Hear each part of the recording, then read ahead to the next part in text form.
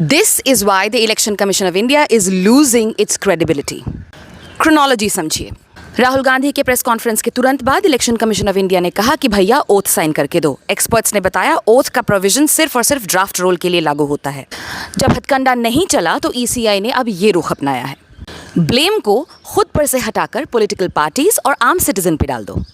जबकि supreme court ने writ petition civil number 935 के जजमेंट में 2018 में ये कहा था कि इलेक्टोरल रोल की प्योरिटी को जज करना सिर्फ और सिर्फ इलेक्शन कमीशन ऑफ इंडिया का काम है। सुप्रीम कोर्ट ने यह भी कहा था कि the election commission of India will ensure the purity of the electoral rolls all the time.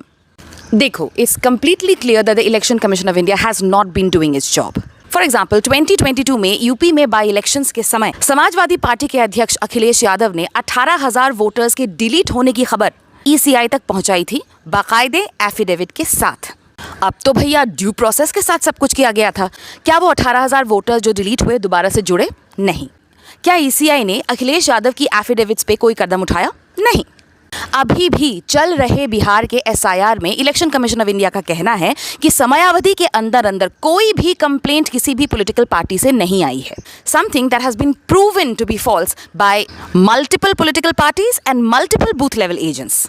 That means that this press note, not signed by one of the top 3 of the election commission but by some deputy director, is not only unconstitutional but also a very, very deliberate attempt to shift the blame from the ECI themselves to the common man. There is one more interesting thing that I want you guys to look at. 2018 में Congress leader Kamal Nath ने supreme court को एक petition दिया था जिसमें उन्होंने similar तरीके की इरेगुलरिटीज को इलेक्टोरल रोल्स में उजागर किया था। उस केस में the ECI had accepted that irregularities existed and removed 24 lakh irregular entries, which included duplicate voters, invalid addresses, doubtful photographs, and multiple entries.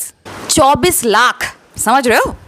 And because the ECI had taken this step, this case was dismissed. So what exactly is stopping the ECI from doing the same thing now? Why is it resisting to admit that there are problems in the current electoral rolls?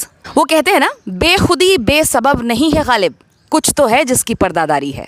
ECI अगर समझ नहीं आ रहा होगा तो राजीव कुमार जी से पूछ लीजिए, उन्हें बहुत शौक है।